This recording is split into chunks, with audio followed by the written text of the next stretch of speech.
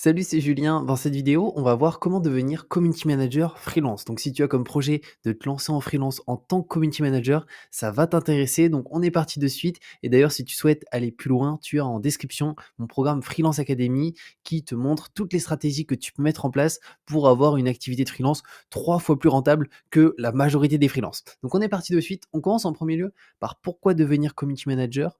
Ensuite, on verra que faut-il maîtriser pour devenir community manager en freelance et par où commencer. Alors commençons par le premier point, pourquoi devenir community manager? Alors tu vois qu'il y a 5 raisons principalement. La première, qu'on va avoir juste ici, c'est que c'est un métier en demande. Donc il y a beaucoup d'entreprises qui recherchent des community managers pour gérer leur réseau. Donc là, c'est vraiment tous les réseaux, on le verra un peu après. Et cette demande, elle devrait continuer à croître dans les années à venir parce que le monde se digitalise de plus en plus. Donc ça, c'est une bonne chose pour les community managers. En deuxième point, c'est que c'est un métier qui est polyvalent. Donc, les community managers, ils travaillent dans de nombreux domaines différents, comme les réseaux sociaux, les blogs, les sites web et bien plus encore.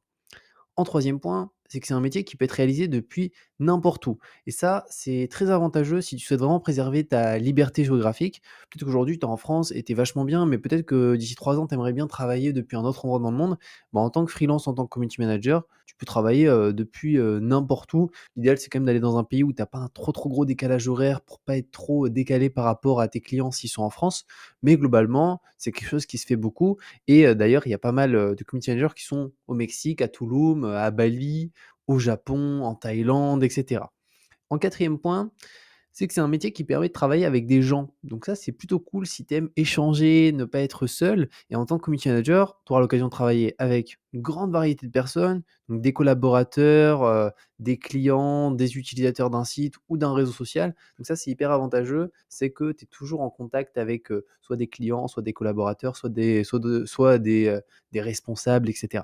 En cinquième point, c'est que c'est un métier qui offre de bonnes rémunérations. Donc en termes de tarif journalier minimum, on est à 200 € par jour. Alors ça, c'est, je pense, vraiment le minimum, mais il y a vraiment moyen d'avoir de très, très bonnes, rémunérations si, on apprend à créer une offre qui est vraiment irrésistible pour, ses futurs clients. Donc créer une offre qui est, hyper clean où le client se dit: «Purée, mais ça, je peux pas le refuser» et c'est beaucoup plus cher que 200 € par jour et ça, d'ailleurs, on le voit dans le programme, comment créer une offre irrésistible qui est parfaitement adaptée à notre prospect. Ensuite, on passe à que faut-il maîtriser pour devenir community manager freelance? Alors là, on a 6 points principalement. Premier élément, alors là, c'est un petit peu long, tu vas le voir. Alors, connaissance des réseaux sociaux et de leur fonctionnement. Donc, il est essentiel de savoir utiliser les principaux réseaux sociaux comme Facebook, Instagram, TikTok, YouTube, Twitter et LinkedIn et de comprendre comment ils fonctionnent. Alors, il ne faut pas forcément être un expert sur ces réseaux, mais il faut quand même savoir un petit peu comment ça fonctionne, comment poster du contenu, est-ce que on peut les utiliser pour vendre les services qu'on propose avec une entreprise si on a un client. Donc, il faut quand même les connaître mieux que son client. Ensuite, on a la partie aussi qu'il faudra également être au courant des dernières tendances et des meilleures pratiques en matière de community management sur ces plateformes. Donc ça aussi, voir lesquelles plateformes sont à la mode actuellement pour pouvoir aussi expliquer à notre client, bah tiens, actuellement, il y a vraiment ça qui marche bien, il faudrait peut-être qu'on se lance aussi là-dessus, ça peut être très intéressant. Donc ça, c'est important. En deuxième élément, c'est qu'il faut de bonnes compétences en communication. Donc, en tant que community manager, tu seras en contact avec des clients, des utilisateurs et des collaborateurs comme on l'a vu avant. Il est donc important d'avoir de bonnes compétences en communication pour être en mesure de comprendre leurs besoins et travailler de manière efficace avec eux. Donc ça, c'est quand même quelque chose qui est non négligeable chez les community managers, c'est qu'en général, il faut quand même être à l'aise avec le fait de communiquer sur les réseaux sociaux, mais aussi en dehors lorsque c'est avec des collaborateurs, etc. En troisième point, le sens de l'organisation. Parce que le community management, ça peut être un travail qui est très, très, occupé. Donc important d'avoir de bonnes compétences en organisation pour gérer efficacement ses projets. Et pour ça, tu as des outils dont tu peux te servir, comme Trello, qui te permettent vraiment de faciliter, ton organisation de freelance. En quatrième point, connaissance des outils de gestion de communauté. Donc il existe de nombreux outils de gestion de communauté. Donc on a Hootsuite, on a Buffer, qui peuvent t'aider à gérer et à analyser les activités des réseaux sociaux de tes clients. Donc ça, c'est vraiment important de les connaître un minimum parce qu'en fait, quand tu arrives en tant que community manager dans une entreprise en freelance, bah, ça fait la différence. Si tu connais des outils qu'eux, ils ne connaissent pas du tout, qui ne gèrent pas du tout, bah, ça montre vraiment que tu as une expertise là-dedans. Donc Hootsuite, Buffer, il y en a aussi d'autres, mais ça, c'est les principaux. Ensuite, en cinquième étape, créativité. en tant que community manager, tu devras souvent trouver de nouvelles façons de susciter l'intérêt et l'engagement d'une communauté. Et avoir une bonne créativité et savoir trouver de nouvelles idées peut être très utile dans ce métier. En sixième point, savoir vendre ses services d'une manière différente de tous les community managers, entre parenthèses, prospection passive et prospection active. Alors ça, en fait, c'est le nerf de la guerre en tant que freelance et surtout quand on est community manager, c'est qu'on a pas mal de personnes qui se lancent en freelance en tant que community manager, mais ils ont très très peu de résultats en fait parce que ils n'ont pas une offre qui change de tous les community managers, leur profil n'est pas brandé, leur approche n'est pas très bonne. Donc ça, c'est vraiment hyper important, que ce soit en prospection passive ou en prospection active, de mettre toutes les chances de son côté en ayant un branding impactant, une offre irrésistible pour nos prospects où vraiment le prospect se dit: «Non mais je peux pas refuser ça, sinon je suis complètement, bête». Donc c'est des éléments vraiment à prendre en considération et ça, voilà, si on voit pas ça et qu'on prend pas ça en considération, on aura très difficilement, de bons résultats en freelance en tant que community manager. Et ça aussi d'ailleurs, on le voit dans le programme et c'est vraiment le nerf de la guerre, hein. Ensuite, par où commencer du coup? Alors, on va voir qu'il y a plusieurs points, 7 étapes, si tu souhaites te lancer. Première étape, apprendre à utiliser les principaux réseaux sociaux. Donc là, on les a vus, hein, il y avait TikTok, LinkedIn, Instagram, Twitter, et cetera. Donc il est important de savoir les utiliser et de comprendre comment ils fonctionnent. Tu peux suivre des cours ou des tutoriels en ligne pour apprendre à utiliser ces plateformes de manière efficace. Donc pour ça, tu as des tutos sur YouTube, et cetera. C'est pas très, compliqué. En deuxième point, se former aux outils de gestion de communauté, donc comme Hootsuite et Buffer qui peuvent être un plus en tant que community manager freelance. Donc il faut mettre tout, à son avantage. Donc si tu maîtrises des outils que tous les autres community managers ne maîtrisent pas, tu as un avantage par rapport aux autres. En troisième point, qu'on va avoir ici, créer un portfolio de tes réalisations en tant que community manager. Alors là, il y a 2 solutions. Soit tu te lances et donc dans ce cas-là, tu as pas encore, de réalisation, donc ça tu l'oublies.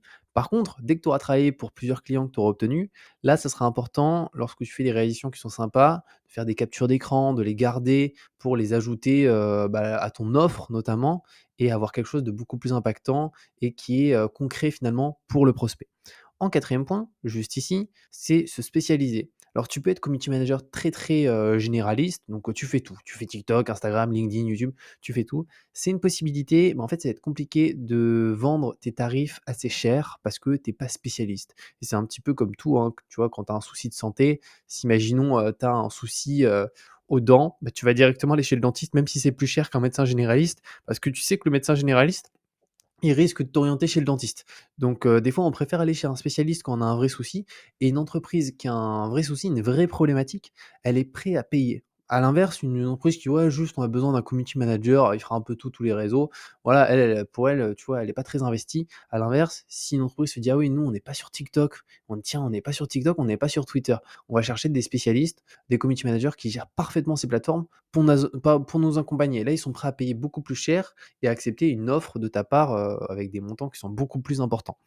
Ensuite, en cinquième point, créer une offre irrésistible pour ses prospects. Alors c'est ce que je te parlais juste un petit peu avant, c'est que c'est hyper important de ne pas juste avoir un tarif journalier et avoir un tarif, imaginons, bah, moi c'est 200 € par jour, peu importe ce que je travaille 8 heures dans la journée, c'est 200 € par jour. En fait, ça, c'est pas la bonne stratégie parce que tu vas être très vite plafonné et surtout tu vas être limité au bout d'un moment. Donc le mieux, c'est de créer une offre qui est parfaitement adaptée à ton prospect, qui va répondre à chacune de ses problématiques et tu vas créer une suite logique où à la fin, bah, le client va se dire: «Purée, mais ça correspond parfaitement à mes besoins, à mes problématiques du moment». Et tu as beaucoup plus de chances comme ça de pratiquer des tarifs beaucoup plus chers, des fois 2, 3 fois, voire 4 fois plus chers, plutôt qu'en ayant un tarif journalier, minimum, par jour de 100 €, 200 €, 300 €. En sixième point, prospecter de manière efficace en prospection passive et active. Et en septième point, fidéliser ses clients tout en augmentant ses prix. Alors la fidélisation client, c'est assez simple, hein, ça se passe, en premier lieu par, rendre, finalement, lorsqu'on te demande, de réaliser un projet, bah, le rendre à temps. Au-delà de ça, faire en sorte d'avoir un travail de qualité aussi. Donc ça, c'est les 2 éléments principaux et après tu as plein d'autres éléments que tu peux utiliser aussi qui vont te permettre de fidéliser, mais au-delà de fidéliser, d'augmenter tes prix, qui peuvent être intéressants à mettre en place. Donc voilà par rapport à ces différents points, on a vu par où commencer, donc il y a 7 étapes principalement. Ensuite, que faut-il maîtriser pour devenir community manager? Donc 6 points principalement aussi et pourquoi devenir community manager. Juste ici, on a vu qu'il y avait des raisons qui étaient, assez intéressantes. Donc j'espère que cette vidéo t'a plu. N'hésite surtout pas si tu as des questions à les poser en commentaire. J'essaye de répondre à tous les commentaires, donc franchement, n'hésite pas, je prendrai, du temps pour te répondre. Si tu souhaites aller plus loin, comme je t'ai dit, tu as mon programme Freelance Academy en description de cette vidéo qui te permet, de cartonner avec ton activité de freelance. Que tu te lances et que tu partes de zéro ou que tu as déjà une activité qui plafonne, en termes de revenus et je te dis à très bientôt pour une nouvelle vidéo.